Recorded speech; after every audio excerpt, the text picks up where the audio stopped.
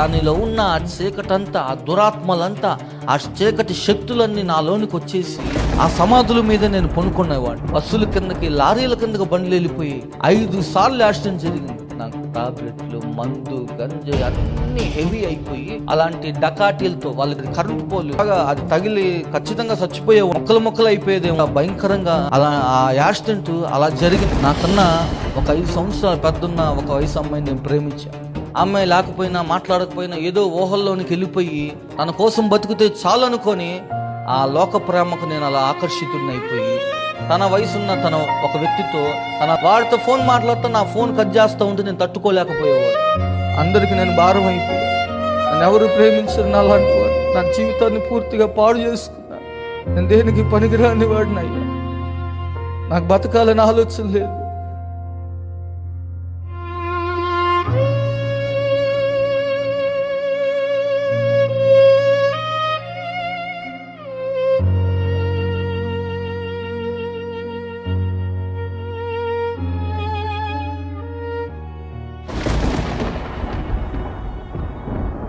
అందరికి హృదయపూర్వకమైన వందనాలు. మరి ఒక అద్భుతమైన సాక్ష్యంతో మేము ముందుకు వస్తున్నాం. అనేకులకు షేర్ చేయండి, లైక్ చేయటం మాత్రం మర్చిపోవద్దు, సబ్స్క్రైబ్ చేయండి. దీనివల్ల అనేకులకి రీచ్ అవుతుంది. ఈ యొక్క సాక్ష్యాన్ని పూర్తిగా మీరు విని అందరికీ తెలియపరచండి. ఎంతోమంది యేసుక్రీస్తు ప్రభువు వారు తెలుసుకున్నటకు ఇది మంచి అవకాశం కనుక మీరందరూ సహకరించి పరిచర్యలో పాలిభాగస్తులు అవుతారని ప్రభు పేరట కోరుకుంటున్నాం. మీలో ఎవరైనా మంచి సాక్ష్యం కలిగి ఉన్నట్లయితే తప్పకుండా మమ్మల్ని సంప్రదించండి. మరి అందరికీ తెలియపరచుదాం. మీ సాక్ష్యాన్ని కూడా ఈ విధంగా మరి ఛానల్లో మరి అనేకులు చూసేటట్టుగా మరి ప్రసారం చేద్దాం. కాబట్టి మమ్మల్ని సంప్రదించండి. మా కొరకు, ఈ పరిచర్య కొరకు ప్రార్థించండి. దేవుడు మిమ్మల్ని, మీ కుటుంబాలను దీవించి ఆశీర్వదించును గాక. మాది గుంటూరు పట్టణం. నా పేరు సమర్పణ్. మేమిద్దరం అన్నదమ్ములు ఉంటాం. మా నాన్నగారు బ్యాంకు లోన్స్ ఇప్పిస్తారు. మా తల్లిగారు ఇంట్లోనే ఉంటారు. మా నాన్నగారు వచ్చేటప్పటికి మా చిన్న వయసు 7-8 సంవత్సరాల వయసులో విజయవాడ పటమట సెంటర్లో మేము జీవిస్తూ ఉండేవాళ్ళం. ఆ సమయంలో మా నాన్నగారు నాకు, మా అన్నయ్యకి ఒక 2 గృహాలు కట్టించారు. ఆ టైంలోనే అంటే చెప్పడానికి ఆర్థికంగా దీవించబడిన వారిగా మేము కనపడుతూ ఉన్నాం. మేమంతా కూడా క్రైస్తవ కుటుంబమే, దేవుని బిడ్డలమే. అయితే నేను ఆ చిన్న వయసులో దేవుని సన్నిధిలో కాంగో కొట్టడం, 7-8 సంవత్సరాల వయసులోనే దేవుని సన్నిధిలో పాటలు పాడటం, దేవుని సన్నిధిలో పరిచర్య చేసేవాడిని. దేవుడు అంటే నాకు ఎంతగానో ఆసక్తి. అలా జీవిస్తూ ఉన్న ఆ సమయంలో ఏదో తెలియని మా నాన్నగారు చేస్తున్న వ్యాపారంలో ఒక తెలియని ప్రతికూలమైన పరిస్థితులు ఎదుర్కొని ఉన్న ధనము, అన్ని ఇల్లులు, వాకిళ్ళు అన్నీ మాకున్న సమస్తాన్ని మేము విడిచిపెట్టి గుంటూరు ప్రాంతానికి వచ్చాం. ఎప్పుడైతే అలా వచ్చామో కట్టుబట్టలతో పరిస్థితులన్నీ తారుమారైపోయి ఎప్పుడైతే అలా వచ్చామో పిల్లరా, అప్పుడు పోయిన ఆ గృహం ఇప్పటికీ ఒక మంచి ఇల్లు మేము కట్టుకోలేని పరిస్థితి. మాకు దేవుడు అలాంటి పరిస్థితులు మేము చూడాల్సి వచ్చింది. అంటే ఒక్కసారి మా స్థితి అంతా కూడా మారిపోయింది. అంటే దేవుడు మధ్యలో ఇవ్వలేదా అంటే అనేకులకి లేకపోయినా కానీ మాకు ఏనాడు మమ్మల్ని పస్తులు ఉంచలేదు, ఏనాడు మమ్మల్ని వస్త్రహీనతలో కానీ అలా ఏనాడు దేవుడు ఉంచలేదని నేను చెప్తాను. ఎందుకంటే అలా ఆ కోల్పోయినవి సంపాదించుకోవడం చాలా కష్టమని దేవుడు మధ్యలో ఇచ్చాడు. మరలా మనుషులను నమ్మి మోసపోయి నా తండ్రి మరలా ఈ డబ్బులన్నీ కోల్పోయాడు. ఈ విధంగా ఒక గృహాన్ని మేము కట్టుకోలేని పరిస్థితి. ఇలా ఉన్న ఈ సందర్భంలో మా నాన్న కోల్పోయిన ధనం కోసం, ఆ కోల్పోయిన ఏదైతే ఆ డబ్బులు పోయినాయో, ఆ ఇల్లులు పోయినాయో, ఏ మనుషులైతే మోసం చేశారో, ఏ ధనం కోసం ప్రాకులాడేవాడు, అలా ఆయన తిరుగుతా, ఆయన కష్టపడతా, కోల్పోయిన సంపాదించడానికి ఆయన ప్రయత్నం చేస్తా, అలా రేయి పగలు తిన్నా తినకపోయినా ఎంతో కష్టపడి తిరుగుతూ ఉండేవాడు. కొన్ని నెలల పాటు ఎంత కష్టపడినా కానీ మీరు నమ్మండి, ₹1 కూడా ఎవరు అప్పు పుట్టేది కాదు. మా ఇల్లు అద్దె కట్టుకోవడానికి డబ్బులు వచ్చేవి కాదు. ఎవరు సహాయం చేయటానికి, అంత హోదాగా అంత ఉన్నతంగా బతికిన మేము నిజంగా తినడానికి కూడా చాలా ఇబ్బందులు పాలైపోయాం. అటువంటి కటిక ఆర్థికంగా అంత దెబ్బతిన్న ఉన్న పరిస్థితులై మా నాన్న ఆ విధంగా కష్టపడతా, దేవుని సన్నిధిలో కన్నీళ్లు విడుస్తా, ఎంత కష్టపడినా ఏమైందో అర్థమయ్యేది కాదు. అంత శాపకరమైన జీవితం, అడుగంటిపోయిన కరువు మేము ఆ పరిస్థితుల్లో మేము ఎదుర్కోవాల్సి వచ్చింది. ఆ సమయంలో కొంతమంది మా అమ్మగారు వాళ్ళు ఒక నలుగురు ఉంటారు. మా అమ్మగారు వాళ్ళ ముగ్గురు చెల్లెళ్ళు వాళ్ళు ఉద్యోగాలు చేస్తూ హైదరాబాద్లో అలా వాళ్ళు ఉద్యోగాలు చేసి ఏదైనా వాళ్ళకు వచ్చిన జీతంలో కొంత మాకు ఇచ్చి ఏదైనా మాకు సహాయం చేసేవాళ్ళు. కొంతమంది ఆత్మీయ దైవ సేవకులు ఉన్నారు. వారు కూడా మా తండ్రి గారికి కొంత ఏదో ఒక ఆర్థికంగా కొంతవరకు ఉపశమనం కలగటానికి సహాయం చేసేవాళ్ళు. ఈ విధంగా ఉన్న ఈ క్రమంలో మాకు వయసు పెరుగుతూ ఉంది. నేను శరీరం, ఎమోషన్స్ అన్నీ కూడా పెరుగుతూ ఉన్న క్రమం ఇది. ఈ విధంగా ఎప్పుడైతే నేను ఎదుగుతూ ఉన్నానో నాకు ఊహ వస్తున్న వయసు అది. ఊహ వచ్చే సమయానికి నాకు 11 ఏళ్ళు, అలా 12 ఏళ్ళు వచ్చే సమయానికి గుంటూరులో నల్ల చెరువు అనే ఒక ప్రాంతం ఉంది, మార్కెట్ సెంటర్లో ఉంటుంది. ఆ ప్రాంతంలో నేను జీవిస్తూ ఉన్నాను. అలా మా నాన్న అలా కష్టపడతా అలా ఉంటా మమ్మల్ని, నేను అప్పుడు 6వ తరగతి 7వ తరగతి చదువుతూ ఉన్నా. ఆయన అలా బయటికి వెళ్తూ ఉన్నప్పుడు నేను వచ్చేసప్పటికి ఇంకా అలా ఎదుగుతా తక్కువ ఫీజులు ఎక్కడ ఉంటాయో, ఒక మంచి స్కూల్ ఎక్కడ ఉంటుందో అని చెప్పి ఒక మధ్యతరగతోడు ఖచ్చితంగా చూసుకుంటాడు. ఆ స్కూల్ను బట్టి, ఆ ప్రాంతాన్ని బట్టి నేను ఎదుగుతున్న ఆ ప్రాంతము, నేను చేస్తున్న సహవాసాలను బట్టి నా విధి, నా విధానాలు, అన్ని అలవాట్లు కూడా మారిపోతూ వచ్చినాయి. క్రైస్తవుడినే కానీ ఒక వినాయక జ్యోతి వచ్చినప్పుడు నాతో పాటు ఉన్న మా స్నేహితులు కొంతమంది నన్ను రెచ్చగొట్టే కొన్ని మాటలు మాట్లాడేవాళ్ళు. అంటే మీ క్రిస్మస్ అప్పుడు మేము అవి తీసుకోమా, ఎందుకు ఇది తినటానికి ఏమైద్ది, వీడు అంతే అని చెప్పి నన్ను కొన్ని అటువంటి మాటలతో నన్ను రెచ్చగొట్టి, సరేలే ఏముందిలే అని చెప్పి నేను కూడా అలా తినటం మొదలుపెట్టి, అలాంటి పండుగలు వచ్చినప్పుడు నేను కూడా డ్యాన్సులు వేస్తా, ఎగిరిపోతా, వాళ్ళతో పాటు 7వ తరగతి వయసులో నేను అలాంటి స్థితిలోనికి నేను వెళ్ళిపోవటం జరిగింది. ఎప్పుడైతే ఈ పరిస్థితుల్లోనికి, అలాంటి సహవాసాల్లోనికి నేను వెళ్ళిపోయానో, నేను చదువుతున్న 7వ తరగతి మధ్యలో నాతో పాటు చదువుకునే ఒక వ్యక్తి ఉన్నాడు, రబ్బాని అనే మా స్నేహితుడు ఉన్నాడు. ఆ అబ్బాయి ఆదివారం పూట చికెన్ షాప్కి వెళ్ళేవాడు. అంటే వాళ్ళకి ఆ షాప్ ఉంది. అతనితో పాటు నేను సహవాసం చేస్తూ, అతను స్కూల్కి వెళ్ళి వచ్చి మధ్యాహ్నం పూట భోజనానికి వచ్చి సిగరెట్లు తాగేవాడు, అమ్మాయిలు గెలికేవాడు. ఇవన్నీ వాడికి అప్పటికే కొన్ని లేని అలవాట్లు అయితే లేవు. అలా వాడిని చూసి, వాడి సహవాసాన్ని బట్టి 7వ తరగతిలో నేను కూడా ఈ సిగరెట్లు, ఖైనీ ప్యాకెట్లు, గుట్కా ప్యాకెట్లు ఇవన్నీ నేను అప్పటికే తాగని సిగరెట్ బ్రాండ్ లేదు, వేసుకొని ఖైనీ ప్యాకెట్లు లేవు, నేను అప్పటికే తినని మాణిక్యందు లేదు. ఆ విధంగా నా చిన్న వయసులో నా నోటిని, నా శరీరాన్ని మార్చేసుకుంటా ఉన్నాను. నేను ఎప్పుడైతే ఈ విధంగా నా జీవితాన్ని ఆ చిన్న వయసులో పాడు చేసుకుంటా ఉన్నానో, మా ఫ్రెండ్స్ రెచ్చగొట్టారు నన్ను. వీడికి సిగరెట్ దాటం కూడా రాదు వీడికి అన్నట్టు మాట్లాడే ఆ రెచ్చగొట్టే మాటలు, నాకు రోషాన్ని పుట్టించే ఆ మాటలు, నాకు దగ్గు వచ్చేది సిగరెట్ తాగేటప్పుడు. గొంతులో మంట వచ్చినా, దగ్గు వచ్చినా నేను ఎలాగైనా నేను తాగాలి, ఏదైనా నేను వాడు నన్ను మెచ్చుకోవాలి, అబ్బా ఏం తాగేవరా అనాలని చెప్పి అర్ధరాత్రి పూట నేను మా నల్ల చెరువు ఉంది, చెరువు దగ్గరికి 2-3 సిగరెట్లు కొనుక్కొని పోయి దగ్గుకుంటా, భయంకరంగా గొంతులో మంట వచ్చినా కానీ ఆ సిగరెట్లు నేర్చుకున్నా. ఎందుకు? వాడన్న ఆ మాట కోసం. వాడు రెచ్చగొడుతున్నాడు, మా ఫ్రెండ్ నన్ను పొగడాలని చెప్పి, వీడు కూడా ఓకే అనే విధంగా నేను ఉండాలని చెప్పి అలా ఆ అలవాటు నేను చేసుకున్నా. నేను తినే ఆ గుట్కా ప్యాకెట్లకి, లేత వయసు కదండి, నోరంతా కూడా పొక్కిపోయి బాగా మంట వచ్చేది. నేను కూరన్నం తినేవాడిని కదా ఆ వయసులో. ఎందుకు అలా ఆ మంట వచ్చేసి లోపల, నేను అందుకని పెరుగన్నం మాత్రమే నేను తినేవాడిని. నేను 7వ తరగతిలో ఆ విధంగా నా స్నేహితులు ఎవరో నన్ను పొగడాలని చెప్పి, ఎవడో నన్ను మెచ్చుకోవాలని చెప్పి నేనేం చేసేవాడిని అంటే, ఇటువంటి అలవాట్లు నేను చేసుకొని రోషముగా నేను ఇటువంటి పరిస్థితుల్లోనికి ఆ చిన్న వయసులో నేను అలా మారిపోవటం జరిగింది. ఎప్పుడైతే నా జీవితం ఇలా మారిపోయిందో, ఆ విధంగా నేను పెరుగుతూ ఉన్నాను. అలా పెరుగుతూ ఉన్న క్రమానికి 9వ తరగతికి వచ్చా.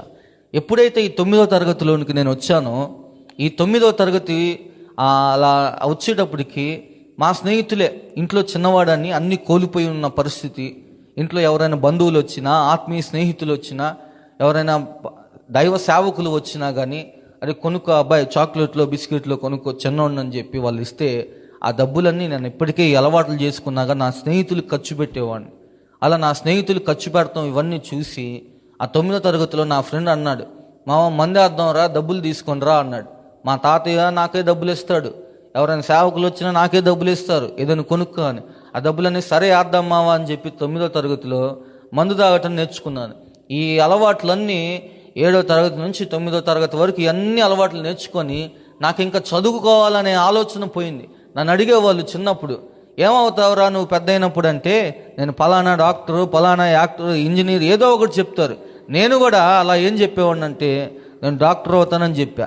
కానీ అప్పటికి ఏమైపోయా, నేను చిన్న వయసులోనే నా ఊహ వచ్చేటప్పటికి ఎవడో మెచ్చుకోవాలని చెప్పి లోకానికి ఆకర్షితుడినైపోయి చీకటి కమ్మేస్తూ నేను ఆ విధంగా బయట లోకస్తులతో కలిసిపోయి నేను ఆ విధంగా మారిపోయాను.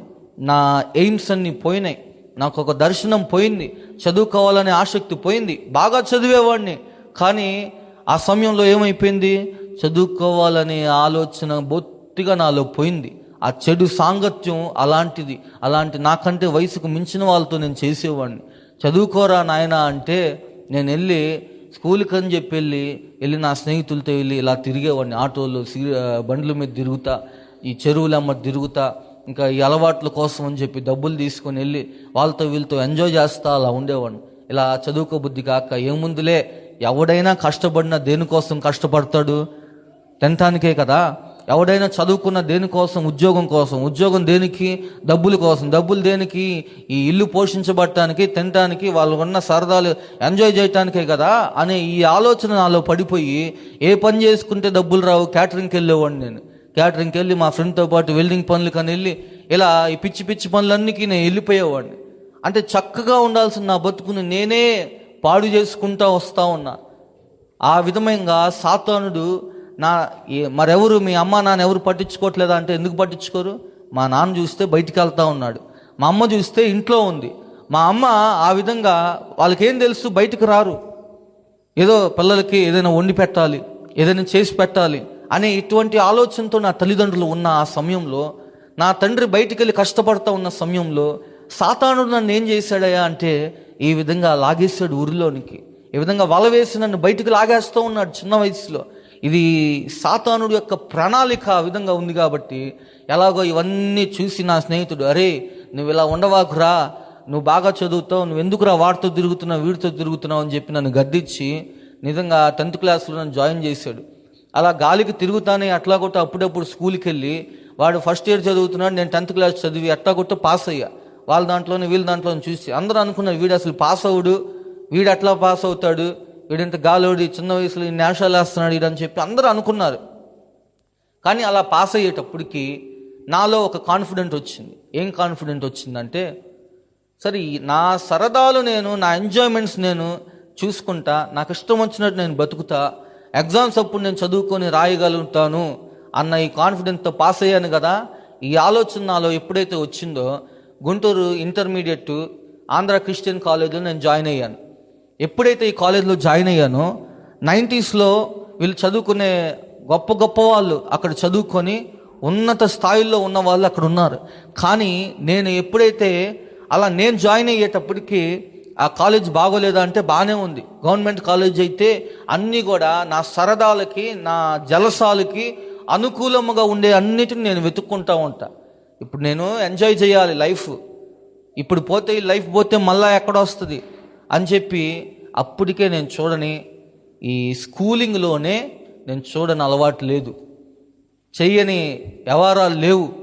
ఇలా ఉన్న ఈ సమయంలో ఇంటర్మీడియట్లో నేను అలా జాయిన్ అయినప్పుడు అటెండెన్స్ మేనేజ్ చేసుకోవచ్చు అన్న ఒక్క కారణంతో, అటెండెన్స్ వేసి తంబేసి ఎక్కడికైనా వెళ్ళిపోవచ్చులే, కాలేజ్ వాళ్ళని మేనేజ్ చేసుకోవచ్చు అన్న ఈ ఒక్క ఆలోచనతో నేను ఆ విధంగా ఆ కాలేజీలో జాయిన్ అయ్యి, అలా కొంతమంది దీనికి మించిన, ఇప్పుడు దాకా ఉన్న సహవాసాలకు మించిన ఒక దుష్ట సాంగత్యాన్ని నేను చేయటం చేశాను. వాళ్ళు ఎలాంటి వాళ్ళయ్యా అంటే, వాళ్ళకి ఉన్న అలవాట్లను బట్టి వాళ్ళ దగ్గర డబ్బులు లేనప్పుడు వాళ్ళు ఎవరినైనా కొట్టి పీక్కునే రకాలు. వాళ్ళు ఎలాంటి వాళ్ళు అంటే, వాళ్ళు రాత్రుల పూట వాళ్ళు రైల్వే స్టేషన్ చుట్టూ, ఇంకా అన్ని ఇళ్ళల చుట్టూ బండ్లు భయంకరంగా తోల్తా ఇళ్లల్లో దూరి దొంగతనాలు చేసే టైపు.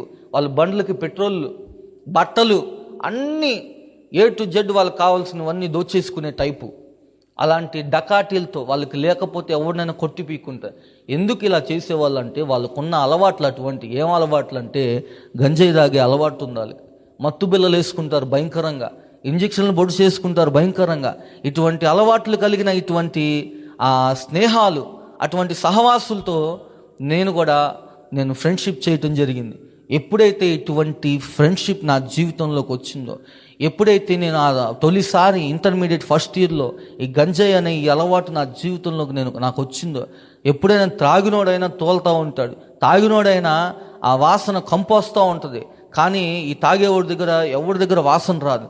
ఈ రోజులంటే ఏపీ ఏగలని చెప్పి కొన్ని రకాల పోలీసులు పట్టుకునే టెస్టులు చేసే వచ్చినాయి. ఆ రోజుల్లో ఇంకా అప్పటికి రాలేదు అనుకుంటా. మేము ఆ విధంగా కళ్ళు ఎర్రబడిపోయి ఇంకా అలవాటైన కొత్తల్లో ఒక కంచం తినేవాడు 4 కంచాలు తింటున్నాను నేను. ఒక 7-8 గంటలు పనుకోవాల్సింది పగలు రాత్రులు పనుకొనే ఉంటున్నాను ఆ మత్తు తీసుకొని. ఎందుకంటే నరాలు ఆ విధంగా ఆ మత్తు నాలో ఇంజెక్ట్ అయిపోయింది. ఈ మత్తుకి చిన్న చిన్నగా ఒకసారి టేస్ట్ చేద్దాం, ఒకసారి ఇన్ని అలవాట్లు చూశాను కదా అని చెప్పి దీన్ని పట్టుకున్నా. ఎప్పుడైతే ఈ అలవాటు నా జీవితంలోకి వచ్చిందో, ఈ అలవాటు కోసం నా సహవాసాలు ఇంకా మారిపోయినాయి దారుణంగా. 4 గోడల మధ్య అందరితో కలిసి చదువుకోవాల్సిన నేను, మంచిగా చదివే నేను, వాళ్ళ కోసం ఈ అలవాటు ఎవరు తాగిపిస్తాడా అని చెప్పి నేను కొంతమంది గంజాయి తాగే ఆ బ్యాచ్తో, ఇంకా రౌడీలతో, డకాటీలతో, దొంగలతో నేను సహవాసం చేస్తూ ఉన్నా. దీనికోసం ప్రియులారా మీరు నమ్మండి, నేను ఎక్కడ పనుకునేవాడిని అంటే కొన్ని నెలల పాటు మా గుంటూరులో ఆనందపేట అనే సమాధులు ఉన్నాయి. ఆ సమాధుల మీద నేను పనుకునేవాడిని. ఎందుకు పనుకునేవాడిని అంటే ఒక అమ్మేవాడు నాకు తాగిపిచ్చేవాడు. వాడు తాగిపించాలని చెప్పి, వాడు నాకు తాగిపిస్తాడని చెప్పి, వాడికి కావాల్సిన ఏ మందో ఏదో టిఫినో అవన్నీ నేను తీసుకొని వెళ్ళి, సిగరెట్ ప్యాకెట్లు తీసుకొని వెళ్ళి రాత్రుల పూట బయట తాగటానికి లేదు. ఎందుకంటే వైన్ షాప్ అయినా కానీ లైసెన్స్డ్గా అమ్ముతారు. ఇది బయట అమ్మరు, బయట తాగటానికి లేదు. పోలీసులు పట్టుకొని లోపలేస్తారు. పట్టుకుంటే పట్టుకుంటే 3 సంవత్సరాలు, అమ్ముతా పట్టుకుంటే 10 జీవితకాలం కూడా వేయబడిన వాళ్ళు ఉన్నారు నా స్నేహితులు. అలాంటి పరిస్థితులు కాబట్టి నేను రాత్రులు అలా వాడికి కావాల్సిన అవన్నీ తీసుకొని వెళ్ళి ఈ విధంగా సమాధుల మీదే తాగుతా, ఇదే గంజాయి తాగుతా, ఇదే కొన్ని నెలల పాటు నేను ఆ విధంగా పనుకునేవాడిని. అలా భయంకరంగా కేవలం ఏంటయ్యా అంటే ఇలాంటి అలవాటు చేసుకోవటాన్ని బట్టి, ఇలాంటి దుష్ట సాంగత్యం బట్టి నాకు చెడిపోవాలనే ఆసక్తి, ఇష్టపూర్వకంగా నేను పాపం చేసేవాడిని. ఇలా ఇష్టపూర్వకంగా ఈ అలవాటు చేసుకున్నాను. ఈ అలవాటు నిజంగా నన్ను ఎంత దూరాలంటే, అలా ఎప్పుడైతే ఇలా సమాధుల్లో బతికానో, రాత్రులు అక్కడుండి తెల్లార్లు నేను శ్మశానాల్లోకి వెళ్ళి ఉండేవాడిని. ఎందుకు అంటే పోలీసులు పట్టుకుంటారనే ఒక కారణం. చెట్లలో పుట్టల్లో కాలేజీ చదువులు, పుస్తకాలు అన్నీ పక్కన పెట్టి ఒక 10 మంది 20 మంది ఆటోలు బండ్లు వేసుకొని వెళ్ళి మాకు కావాల్సిన సరుకంతా తీసుకొని వెళ్ళి చేసేవాళ్ళం. ఎవరికి దొరకంలే అని చెప్పి బండ్లు ఎలా పడితే అలా రోడ్ ర్యాపర్స్ లాగా కిందకి పనుకోబెడతా, వీలీలు స్టాపీలు అని చెప్పి మేము చేస్తూ ఉండేవాళ్ళం. అలాంటి భయంకరమైన వైఖరిలోనికి నా జీవితం మారిపోయింది. ఎప్పుడైతే ఈ విధంగా నా జీవితం మారిపోయిందో, ఆ సమాధుల్లో ఉన్నా కదా, శ్మశానాల్లో ఉంటున్నా కదా, దానిలో ఉన్న ఆ చీకటంతా, ఆ దురాత్మలంతా, ఆ చీకటి శక్తులన్నీ నాలోనికి వచ్చేసి, 1 యోహాను రాసిన పత్రిక 2వ అధ్యాయం 11వ వచనంలో ఒక మాట ఉంటుంది. తన సహోదరుని ద్వేషించేవాడు చీకటిలో నడుస్తూ తాను ఎక్కడికి పోతున్నాడో వాడికి తెలియదంట. ఎక్కడికి వెళ్తున్నానో తెలియదు, ఏం చేస్తున్నానో తెలియదు, ఎప్పుడు ఇంటికి వస్తానో తెలియదు, ఎప్పుడు తింటానో తెలియదు. నా ఒకటి పొద్దున్న లేచిన దగ్గర నుంచి పనుకునేదాకా ఎప్పుడు బయటికి వెళ్ళాలి, ఎవరి దగ్గర తాగాలి, ఎక్కడ దొరికిద్ది, ఎక్కడ కొనుక్కోవాలి, ఇదే వ్యవహారం నాకు. కొన్ని సంవత్సరాల పాటు ఈ విధంగా నడుస్తూ ఉంది ఆ చిన్న వయసులో. ఎంతయ్యా అప్పటికి నా వయసు అంటే ఒక 17-18 ఏళ్ళు ఉంటాయండి. ఈ వయసుకి అలాంటి పరిస్థితుల్లోనికి నా లైఫ్ అలా పాడైపోయింది. వీటి కోసం ఈ చీకటిలో ఉన్నా కదా, ఈ మత్తులో ఉన్నాను కదా, ఈ మత్తు చాలా గంజాయి మత్తు బిళ్ళలు తీసుకునేవాడిని. అది కూడా ఎవడైనా టాబ్లెట్ ఎలా వేసుకుంటాడయ్యా అంటే మంచి నీళ్ళతో వేసుకుంటాడు. నేను ఎలా వేసుకునేవాడిని అంటే డైరెక్ట్ పచ్చి మందు తీసుకొని అది కూడా చీప్ అయితే త్వరగా ఎక్కిద్దని చెప్పి మేము అప్పటికే మిలిటరీ మందు కానీ ఏదైనా కానీ కాస్ట్లీ మందు త్వరగా ఎక్కదని చెప్పి చీప్ మందుకి కేవలం మత్తు కోసం అని చెప్పి చీప్ మందు తీసుకొని మత్తు బిళ్ళలు తీసుకునేవాడిని. ఒక 10 mg, 5 mg, 2.5 mg అని కొన్ని టాబ్లెట్లు ఉండేవి. ఈ టాబ్లెట్లు ఎలాంటివి అంటే ఈ 2.5, 5 ఈ mg టాబ్లెట్స్ ఏమో మామూలుగానే ఉంటాయి. 10 mg అనే ఒక టాబ్లెట్ ఉంటుందండి. ఈ టాబ్లెట్లు నిజంగా ఆ మత్తు వేసుకున్నవాడికి తెల్లారు ఏం జరిగిందో గుర్తుండదు. ఎవరిని కొట్టామో మాకు అర్థం కాదు, ఎవరు మమ్మల్ని కొట్టాడో మాకు అర్థం కాదు, ఎవరిని తిట్టామో మాకు అసలు గుర్తుండదు. అలా ఎవరైనా చెయ్యి నరికేసినా కానీ మాకు అర్థం కాదు. ఎందుకో తెలుసా? అది చాలా మేజర్ ఆపరేషన్స్ జరిగిన ప్రెగ్నెంట్ లేడీస్కి కానీ ఎవరికైనా అలాంటి వాళ్ళకి ఇస్తారంట. ఆ పురిటి నొప్పులు తట్టుకోలేని కొంతమంది స్త్రీలకు ఇస్తారంట. అలాంటి టాబ్లెట్లు నేను మత్తు కోసం ఎవరికి పడితే వాళ్ళకి ఇచ్చేవాడిని పట్టుకునేవాడిని. ఎవడు ఇప్పించేవాడు, ఎవడు తాగిపిచ్చేవాడు, ఎలాంటి వాళ్ళనే నాకేం కావాలో అట్లాంటి వాళ్ళని నేను పట్టుకొని నేను అలా ముందుకు వెళ్తూ ఉండేవాడిని. నా పబ్బను తీర్చుకోవడానికి, నా అలవాట్ల కోసం ఈ విధంగా అలా మారిపోయినప్పుడు, ఇంత భయంకరమైన మత్తులో నా బ్రెయిన్ ఆ విధంగా మారిపోయినప్పుడు బండి నిజంగా నా వెనకాల కూర్చున్నాడు అల్లాడిపోతాడు. వాడిని బస్సుల కిందకి, లారీల కిందకి బండ్లు వెళ్ళిపోయాయి. ఒకసారి ఒక రోజులో 5 సార్లు యాక్సిడెంట్ జరిగింది. గుంటూరు గవర్నమెంట్ హాస్పిటల్ పైన ఫ్లైఓవర్ నుంచి కిందకు వస్తూ ఉంటే 80-90 స్పీడ్లో వస్తూ ఉన్నా, బాగా ఫుల్ అయిపోయి మా ఫ్రెండ్ గారు మా నాన్నకు ఫోన్ చేశాడు. అంకుల్ ఏంది అంకుల్ మీ వాడు ఇలా ఉన్నాడు, ఎందుకు ఇలా పెంచుతున్నాడు అంటున్నాడు. వాడు నాతో పాటు ఉన్నాడు.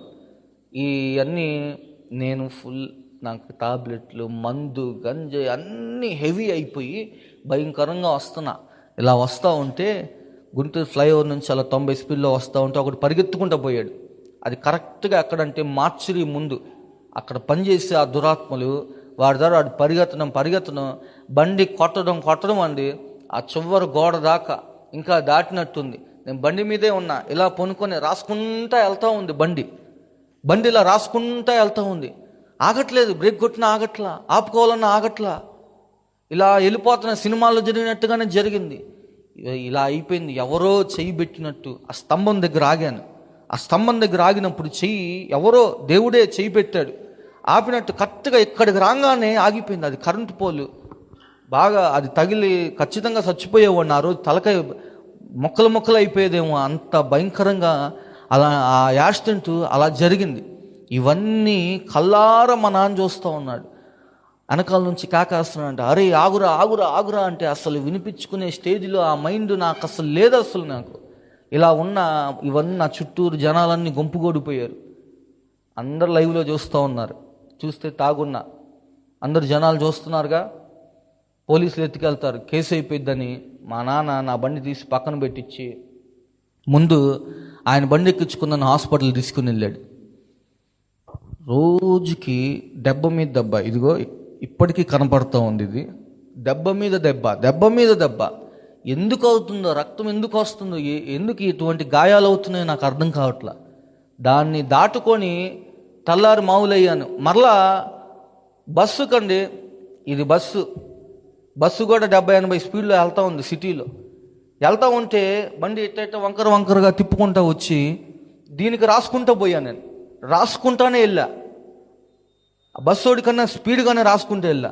ఒకటి బస్సు కిందైనా నా బండి పడాలి, లేదా నేనైనా అటువైపు పడి ఎవడో నా మీద బండి ఎక్కియాలి.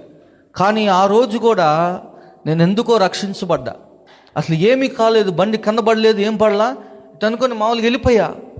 అసలు ఈ విధంగా ఒక మరణం నన్ను వెంటాడుతూ ఉంది. ఈ విధంగా యాక్సిడెంట్లు అవుతూ ఉన్నాయి. ఇలాంటి పరిస్థితుల్లో నా లైఫ్ అలా మారిపోతూ ఉన్నప్పుడు ఇవన్నీ నా తల్లిదండ్రులు కల్లారా చూస్తూ ఉన్నారు. కల్లారా చూస్తా నా తల్లిదండ్రులు, ఏంది వీడెందుకు ఇలా అయిపోయాడు, ఏంది ఈ యాక్సిడెంట్లు, ఏంది ఈ దెబ్బలేంది, అసలు వీడి కోసం ఇంతమంది స్నేహితులు ఎందుకు వస్తున్నారు, వీడు అసలు ఏం చేస్తున్నాడు, వీడు ఎవరితో తిరుగుతున్నాడు, నా తల్లిదండ్రులకు అర్థం కావట్లా. ఒక రోజండి రాత్రి నాకు ఇది లేనప్పుడు నిద్ర పట్టదు కదా, అర్ధరాత్రి 3 గంటలకి గుంటూరు మార్కెట్కి వెళ్ళాను. టీ తాగుదాం, సిగరెట్ తాగుదాం అని చెప్పి అలా వెళ్ళాను. అలా వెళ్ళిన నాకు అప్పటికే ఒక 3 నెలల నుంచి ఒక కానిస్టేబుల్ నన్ను పట్టుకొని వదిలేశాడు. ఏదో ఒక కాలు పట్టుకుని నా దగ్గర ఫోన్లు డబ్బులు ఇచ్చేసి వదిలేశాడు. ఈ గంజాయి తాగుతూనే ఆయన ముందే ఆయన వస్తూ ఉంటే నా జేబుల్లో నుంచి తీసి కాళ్ళలో పడేసా. వీడి దగ్గర ఎంత ఉంది, వీడికి ఎంత బలుపు అనుకొని అప్పటి నుంచి సరే ఏదో నా దగ్గర ఉన్నాయి తీసుకుని వదిలేసాడు అట్టగొట్టు. అప్పటి నుంచి ఎదుగుతున్నాడు, ఎవరికి దొరకకుండా నేను తిరుగుతున్నా. ఆ రోజు ఎప్పుడైతే ఈ మత్తు లేదో 3ంటికి నన్ను పోలీసులు పట్టుకొని భయంకరంగా కొడుతున్నారు. లాఠీ తీసుకొని భయంకరంగా కొడతా ఉంటే నాకు దెబ్బలు తగలట్లా. ఆ పోలీసు మీద రివర్స్ ఎగురుతున్నా. నువ్వెవడువా, నీ కొట్టే అధికారం ఎవరు, నువ్వు ఎందుకు కొడుతున్నావు నువ్వు అని చెప్పి పోలీసుల మీద ఎగురుతూ ఉన్నా. కానీ నాకు దెబ్బలు తగలట్లా. అది లేనప్పుడు అంత కోపం, అంత మెంటల్, అంత చిరాగ్గా ఎవరైనా చంపే అంత కోపం వచ్చేసిద్ది. ఈ అలవాటు అలాంటి పరిస్థితుల్లోనికి తీసుకొని వెళ్ళిద్ది. అలా కానిస్టేబుల్ నన్ను జీబులో ఎక్కించుకొని మా ఇంటికి తీసుకొని వచ్చి ఇంటి డోర్ కొట్టి మా అమ్మని బయటికి పిలిచి, ఎందుకమ్మా ఇలాంటి కొడుకుని కన్నావు అంటే మా అమ్మ అడిగింది. ఏమైందయ్యా అంటే, అమ్మ మీ వాడు గంజాయి తాగుతాడండి. మావాడు అలాంటి వాడు కాదు అంది మా అమ్మ. ఏం తెలుసు, ఇంట్లో ఉంటారు కదా పిల్లలకి స్కూల్ బాక్సులు ఏదో ఇంట్లోనే ఉంటారు, ఏం కావాలనుకున్నా కానీ మా నాన్న తీసుకొస్తాడు, తెలీదు. అప్పుడు ఈ మాట అన్నప్పుడు ఈ కానిస్టేబుల్ అంటున్నాడు, ఆపవమ్మ, నీకు తెలియకుండానే చేస్తాడా, మీకు తెలిసే చేస్తున్నాడు, ఎందుకు ఎట్టాంటి కొడుకుని పెంచుతున్నావు అన్నప్పుడు మా అమ్మకి ఏం మాట్లాడాలో అర్థం కావట్లా. అసలు ఏం చెప్తారు, అసలు సస్పెన్స్, ఆశ్చర్యపోయిన పరిస్థితులై ఇలా ఉన్నప్పుడు సరే మా నాన్న ఎప్పటికప్పుడు కూడా ఈ యాక్సిడెంట్లు అవుతున్నప్పుడు కానీ ఇంకా ఇలాంటి కేసులు అవుతున్నప్పుడు కానీ ఎప్పటికప్పుడు నన్ను కొట్టకుండా ఎవరో ఒకరు లాయర్లను తీసుకొని వచ్చి లోపలేయకుండా ఇలాంటి కేసుల్లో దొరికిపోతే మళ్ళీ వీడి లైఫ్ పాడైపోయింది, అప్పటికే అలా తిరుగుతూ ఉన్నానని చెప్పి మా నాన్న ఇప్పటికప్పుడు కాపాడుకుంటూ వచ్చేవాడు లాయర్లను తీసుకొని వచ్చి. అలా ఇటువంటి కేసుల్లో అప్పటికి నేను దొరకలేదు. నార్కోటిక్ కేసుల్లో ఇలా దొరకకపోగా ఇలా యాక్సిడెంట్లు అవుతా రక్షించబడతా ఉన్నాగా మనం మంచోడిని కదా దేవుడు కాపాడుతున్నాడులే అని అనుకునేవాడిని. ఇలా ఉన్న పరిస్థితుల్లో ఇంకా విపరీతంగా రెచ్చిపోయే పరిస్థితులు వచ్చినాయి. ఏంటంటే ఇప్పుడు ఎవరి దగ్గర అయితే నేను పొద్దుగూకులు వాడి దగ్గరికి వీడి దగ్గరికి ఎందుకు వెళ్తున్నాను, కేవలం వీడు తాగిపిస్తాడనే కదా నేను వెళ్తుంది. అసలు వాడి దగ్గరికి నేను ఎందుకు వెళ్ళాలని చెప్పి వాడు ఎక్కడెక్కడ తీసుకొస్తాడు సరుకు, వాడు ఎంతకు అమ్ముతున్నాడో ఇవన్నీ చూసి నేనే ఒకసారి వాడు తెచ్చే చోట వెళ్ళి నేను తెచ్చుకున్నాను. ఒకసారి అరకు లంబసింగ్ నుంచి వేరే వాడు సరుకు తీసుకొచ్చి నా దగ్గర పెట్టాడు. నాకేం కావాలి, నాకు తాగటానికి కావాలి, నాకేం కావాలి, వచ్చిన డబ్బులతో మందు కావాలి, గంజాయి కావాలి, అన్నీ కావాలి, నాకు మత్తు కోసం డబ్బులు కావాలి. నేను అందుకని చెప్పి నా దగ్గర సరుకు పెట్టుకొని వాడు ఎవరికని చెప్తే వాడికి అమ్మి ఆ డబ్బులు నా దగ్గర ఉంచి వాడికి డబ్బులు ఇచ్చి నాకు తాగటానికి వాడు ఇస్తూ ఉన్నాడు. నేను ఎంతో కొట్ట మందు వరకు డబ్బులు సైడ్ చేసుకొని నాతో పాటు ఒక 10 మంది 20 మందికి ఎవరి దగ్గర లేకపోయినా పలానా సమర్పణ గారి దగ్గర ఉంటుంది ఖచ్చితంగా అని చెప్పి లాక్డౌన్లో ఒక పుకారు వెళ్ళిపోయింది. ఈ పుకారు నిజంగా ఒక మంచి పేరు వస్తే ఏదైనా కొన్ని తరాల వరకు నిలిచిద్ది. కానీ నాకున్న ఈ అలవాటు ఎంత భయంకరమైన అలవాటు అంటే, ఈ పేరు ఎంత భయంకరమైన పేరు అంటే, పోలీసులు ఎత్తుకుంటే అసలు రూపురేఖలు కనపడకుండా నా రూపాన్ని మొత్తం మార్చేసేలా కొడతారు, జైలు పాలైపోయింది, నా జీవితం అంతా నాశనం అయిపోయింది అని భయపడతా ఉన్నా నేను ఆ పేరు రావటంతో. పొద్దుగూకులు ఫోన్లు వచ్చాయి, ఈ ఎవడైతే నాకు ఈ సరుకు ఇచ్చి అమ్మమన్నాడో వాడికి నేను సరిగ్గా డబ్బులు ఇవ్వట్లేదని చెప్పి వాడికి కావాల్సిన సరుకు నేను ఆ డబ్బులు ఇవ్వక పోవా ఏం చేసుకుంటావో చేసుకోపో అని చెప్పి వాడిని అన్నాను. ఇవన్నీ మనసులో పెట్టుకొని నా మీద ఒక ప్లాన్తో వేరే ఒక ఇద్దరు వచ్చారండి. అన్న సమర్పణ అన్న, నాకు పలానా ఒక 10 ఇవి కావాలి పొట్లాలు అంటే, సరే వాళ్ళెవరో నాకు తెలియదు, వీడెవడు నా పేరు చెప్తున్నాడు వీడని చెప్పి నేను ఆవేశంగా ఒకరోజు ఉదయం వాళ్ళ దగ్గరికి వెళ్తూ ఉన్నా. అప్పటికి నా తల్లిదండ్రులు ఈ పరిస్థితులన్నీ చూస్తున్నారు. నాకు దేవుని హెచ్చరిక వస్తూ ఉంది. దేవుని హెచ్చరిక ఆత్మీయులైన నా ఒక దైవ సేవకుల ద్వారానో మా పిన్ని వీరందరూ కూడా దేవుని ఆత్మతో నింపబడి ప్రవచనం చెప్తున్నారు, జరగబోయేది చెప్తున్నారు. నువ్వు ఒక 4 రోజులు కదలకుండా ఉంటే బాగుంటుంది, లేకపోతే జైలుకి వెళ్తావని చెప్తున్నారు. నేను అసలు అనుకునేవాడిని, ఏంటి దేవుడు కూడా ఇలా మాట్లాడుతున్నాడు, ఎందుకని ఇలా మాట్లాడుతున్నాడు అని చెప్పి నేను దేవుణ్ణి కూడా అలా అనుకొని అలా దూషించిన పరిస్థితులు నా జీవితంలో వచ్చి దేవుని మాట కూడా కాదని, హెచ్చరిక కాదని, గద్దింపుని త్రోసివేసి వెళ్ళిపోయి నేను నిజంగా జైలు పాలైపోయానండి. జైలు పాలైపోయి ఒక చెయ్యని నేరానికి ఇప్పుడు దాకా ఆ నార్కోటిక్స్ కేసులు దొరకనివ్వలేదు, దేవుడు కాపాడుతూ వచ్చాడు. ఇప్పుడు దాకా యాక్సిడెంట్లో చచ్చిపోనీయలేదు, నా ప్రాణాన్ని దేవుడు కాపాడుతూ వచ్చాడు. కానీ ఒక చెయ్యని ఒక బిట్టి కేసులో నేను ఇరుక్కుపోయి ఒక వారం రోజులు నేను ఆ శిక్ష అనుభవించాల్సి వచ్చింది. మా నాన్న నన్ను ఎక్కడ కొడతారో అని చెప్పి వచ్చి సిఐ కాళ్ళు ఎస్ఐ కాళ్ళు పట్టుకుని, అయ్యా మా అబ్బాయిని కొట్టవాకండి అయ్యా అని చెప్పి డబ్బులు ఇచ్చారు. డబ్బులు ఇచ్చి లాయర్ని తీసుకుని వచ్చి మా నాన్న వాళ్ళ కాళ్ళ మెల్ల పడి కొట్టకుండా ఆపాడు, కానీ జైలుకి వెళ్లకుండా ఆపలేదు. దేవుడు బుద్ధి చెప్పాలనుకున్నాడు కాబట్టి ఆ వారం రోజులు నాకు ఏమైనా మారు మనసు ఏమైనా వచ్చిద్దేమో అని చెప్పి దేవుడు చూస్తూ ఉన్నాడు, నా ఇంట్లో వాళ్ళు చూస్తూ ఉన్నారు. కానీ ఈ పరిస్థితులన్నీ చూసి ఇంకా నేను చెయ్యని దానికి నేరం అనుభవించాల్సి వస్తుంది, ఇది తాగకుండా ఉండలేకపోతున్నా అని చెప్పి నరసరావుపేట సబ్ జైల్లో వేశారండి. గుంటూరు జైల్లో ఇలా నాకు కరోనా ఉందని చెప్పి ఆ జైల్లో వేసినప్పుడు నన్ను అలా అక్కడే నేను చెయ్యని దానికి అనుభవిస్తున్నాను, చచ్చిపోదామని చెప్పి 8వ రోజు ఇలా నిర్ణయం తీసుకొని, అది కరోనా టైం కదా, మాస్కులకున్న ఒక 5 తాళ్ళు తీసుకొని ఆ తాళ్ళన్నీ తీసుకొని ఒక ఉరితాడు తయారు చేస్తున్నా. ఇలా తయారు చేసి ఈరోజు నాకు రేపు బెయిల్ రాకపోతే చచ్చిపోదాంలే అనుకొని చెప్పి ఇలాంటి నిర్ణయం తీసుకున్నప్పుడు ఆ రోజు సాయంత్రం 5-6 గంటల టయానికి నాకు బెయిల్ వచ్చిందని చెప్పి నా పేరు పిలిచారు.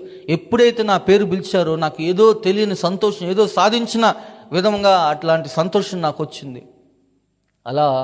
అలాంటి సంతోషం నాకు వచ్చింది. కానీ ఇవన్నీ నా ఒక్కటే మోటో, నా పరిస్థితి ఏంది అంటే, ఎప్పుడు వెళ్ళాలి ఇంట్లో ఎప్పుడు వెళ్ళాలి, పైన దాచిపెట్టిన ఆ పొట్లం ఎప్పుడు తీయాలి, ఎప్పుడు తాగాలి, కరువు పట్టినోడులాగా అంత బానిస్తాను కదా, అది లేకుండా బతకలేక నేను అలా వెళ్ళి నాకు కరోనా వచ్చిన సంగతి కూడా గుర్తించకుండా ముందు నా మనసు అంతా దాని మీదే ఉంది. కరోనా అటాక్ అయింది, వచ్చి కుప్పకూలిపోయా నేను, కానీ లేచి అది తాగటం కోసం అలా ఉండేవాడిని. ఈ పరిస్థితులన్నీ చూసి ఎందుకు నా లైఫ్ ఇలా అయిపోయింది, ఎందుకు నా వాళ్ళకని చూసి నా కోసం గొడవలకు వచ్చేవాళ్ళు, పక్కలలో వాళ్ళు వీళ్ళు వచ్చేవాళ్ళు, నేను నా స్నేహితులు తలకాయలు బగలు కొట్టుకొని వాళ్ళంతా కెమెరాలు ఇవన్నీ చూసి నన్ను ఆ ఓనర్లు అనేవాళ్ళు, ఎక్కడున్నా నా ఇల్లు ఖాళీ చేయించేవాళ్ళు. అమ్మో మీ వాడు ఉంటే ఉండొద్దమ్మా, మీరు ఇల్లు ఖాళీ చేయండి అని చెప్పి వాళ్ళకి అవమానం. నా వలన నా తల్లిదండ్రులను రోడ్డు ఎక్కించా, నా వలన నా తల్లిదండ్రులకి అవమానం. వాళ్ళు ఎక్కడుండే వాళ్ళో కూడా అర్థం అయ్యేది కాదంట. కానీ నా వలన అరే నీ వల్లేరా ఇప్పుడు రోడ్డు ఎక్కాల్సి వచ్చిందని పోలీస్ స్టేషన్కి తీసుకుని వెళ్ళా, జైలుకి తీసుకుని వెళ్ళా, హాస్పిటల్కి గాయాలైపోయి తలకాయ పగిలిపోయి నా చొక్కా ప్యాంటు మొత్తం ఒకసారి కారిపోయింది. నా స్నేహితుడే ఈ విషయంలో నా పక్కనున్నోడే తీసుకుని వెళ్ళి వేరే కేసులో కొట్టించాడు. అలా ఇవన్నీ జరుగుతాయి. ఇవన్నీ చూసి ఎందుకు ఇలా నా లైఫ్ ఎందుకు పాడు చేసుకున్నాను ఒకరోజు కూర్చొని ఆలోచిస్తా ఎందుకని ఈ పరిస్థితి నేను ఇలా చేసుకున్నాను అంటే, నా చిన్న వయసులో 7వ తరగతి ఆ వయసులో నాకన్నా ఒక 5 సంవత్సరాలు పెద్దన్న ఒక వయసు అమ్మాయిని నేను ప్రేమించా. ఈ అమ్మాయిని ప్రేమించి తనతో ఎప్పుడు మాట్లాడాలి, తనతో ఎప్పుడు నేను తిరగాలి, ఎప్పుడు కలవాలి, ఎప్పుడు ఫోన్ చేయాలి, ఎప్పుడు తనతో టైం స్పెండ్ చేయాలి, ఇదే ధ్యాస నాకు పొద్దుగూకులు. ఆ పిల్లతో ఉండాలి. అమ్మాయి అంటే నాకు ఎందుకో చాలా ఇష్టం. అమ్మాయి లేకపోయినా మాట్లాడకపోయినా ఏదో ఊహల్లోనికి వెళ్ళిపోయి నేను అసలు ఆ అమ్మాయి కోసమే ఉంటే చాలు, తన కోసం బతికితే చాలు అనుకొని ఆ లోక ప్రేమకు నేను అలా ఆకర్షితుడిని అయిపోయి, తను నాకంటే వయసు కన్నా ఒక 5 సంవత్సరాలు పెద్దది కదా, నన్ను పిల్లలో నన్ను అలా రిజెక్ట్ చేస్తా, తన వయసున్న తన ఒక వ్యక్తితో తను అలా తిరుగుతూ ఉంటే నేను చూసి తట్టుకోలేకపోయేవాడిని. వారితో మాట్లాడుతూ నాతో ఎందుకు మాట్లాడవు అనేవాడిని.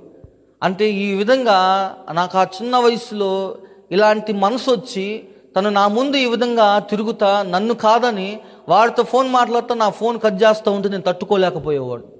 ఇవన్నీ చూసి మనసు తట్టుకోలేక ఇది లేనప్పుడు ఈ మత్తు ఎక్కువగా తీసేసుకునేవాడిని. ఈ మనసు విరిగిపోయి ఇలా ఉన్న ఈ సందర్భాల్లో, ఇలా ఉన్న ఈ పరిస్థితుల్లో ఇందుకోసం నేను ఈ మత్తుని ఒక శాంపుల్గా, ఒక సరదాగా నేను తీసుకున్నాను. ఒక్క పఫే తాగింది మొదటిసారి ఈ అలవాటు, కానీ నన్ను ఎక్కడికి తీసుకొని వెళ్ళిపోయింది అయ్యా అంటే, ఇలాంటి పరిస్థితుల్లోనికి తీసుకొని వెళ్ళిపోయి ఇంకెందుకులే, ఎవరు నన్ను ప్రేమించట్లేదు. అప్పుడు దాకా జైలుకి వెళ్ళే ముందు చాలామంది స్నేహితులు వచ్చేవాళ్ళు, ఫోన్లు చేసేవాళ్ళు, ఎవడు రావట్లా, అమ్మాయి నన్ను ప్రేమిట్లా, నా దగ్గర డబ్బులన్నీ పోయినాయి, తాగి నా ఆరోగ్యం పాడైపోయింది, నాలాంటి వాడిని ఎవరు పెళ్లి చేసుకోరు, ఎవరు ఉద్యోగాలు ఇవ్వరు, ఈ అలవాట్లు నేను మానలేను, ఎందుకులే చచ్చిపోదామని చెప్పి ఒకరోజు నేను నిర్ణయం తీసుకొని నాకు కావాల్సిన మందు బాటిల్, నాకు కావాల్సిన గంజాయి చిలాము, బాంగు బాటిల్స్, ఓసీబీలు, అన్నీ టాబ్లెట్లు, నాకు కావాల్సినవన్నీ తీసుకొని నా రూమ్లో కూర్చున్నా అండి. నా రూమ్లో కూర్చొని ఆ రోజు ఏడుస్తూ ఉన్నా, ఒంటరిని అయిపోయాను, అందరూ వదిలేశారు, మనసు విరిగిపోయి నా జీవితం ఇలా పాడైపోయింది ఎందుకు అని చెప్పి ఇలా ఏడుస్తూ ఉన్న ఈ సమయంలో నిజంగా ఫోన్లో నుంచి అప్పుడు దాకా నా తల్లిదండ్రుల ద్వారా మాట్లాడుతూ ఉన్నారు, ఏదో ఎవరో ఒకరు సేవకుల ద్వారా మాట్లాడుతూ ఉన్నారు, కానీ ఎప్పుడు కూడా ఈ మాట వాళ్ళ మాట వినాలని నాకు అనిపించేది కాదు. కానీ అలా చచ్చిపోవాలనే ఆలోచన కలిగి ఉన్నాను కదా, ఆ టైంలో ఒక దైవ సేవకుడి ద్వారా దేవుడు నాతో మాట్లాడుతున్నాడు. ఎందుకు అందరూ వదిలేశారని, నీ జీవితం పాడైపోయిందని, చచ్చిపోవాలని ఎందుకు అనుకుంటున్నావు నువ్వు? ఎవరూ లేరని నువ్వు ఎందుకు అనుకుంటున్నావు? నీ కోసం ప్రాణం పెట్టి నువ్వు విలువలేని వాడివని నువ్వు ఎందుకు అనుకుంటున్నావు? నువ్వు విలువైన వాడివే అని చెప్పి దేవుని వాక్యం నాతో సూటిగా మాట్లాడుతూ ఉన్నాడని. ఎప్పుడైతే నేనున్న ఆ మత్తులో, ఆ పాపములో, చచ్చిపోవాలనే ఆలోచనలో, జీవితం మీద విరక్తి పుట్టి నిరాశతో అలా ఉన్న ఆ సమయంలో దేవుని మాట నా జీవితంలోనికి ఎప్పుడైతే వచ్చిందో, అదే పాపంలో నా 2 మోకాళ్ళు వేసి చిన్నప్పుడు చేసిన ప్రార్థన, సండే స్కూల్లో చేసిన ఈ ప్రార్థన గుర్తొచ్చి దేవునితో అప్పుడు మాట్లాడుతున్నా. అప్పుడు దాకా నా మోకాళ్ళు వంగినాయి, కానీ నిజమైన పశ్చాత్తాపంతో, మారు మనసుతో నా మోకాళ్ళు వంగలేదు. ఏదో నామకార్థంగా చర్చికి నా తల్లిదండ్రులు వెళ్ళినప్పుడు వాళ్ళు కాసేపు కూర్చోరా, అప్పుడు ఇస్తాను డబ్బులు, నీకు కావాల్సింది అన్నప్పుడు వెళ్ళి మోకమూడిగా నేను కూర్చొని 10 నిమిషాలు నిప్పుల మీద కూర్చున్నట్టు కూర్చొని డబ్బులు ఇస్తారా సస్తారా అని చెప్పి బయటకు వచ్చేవాడిని. అలా బయటకు వచ్చింది నేను.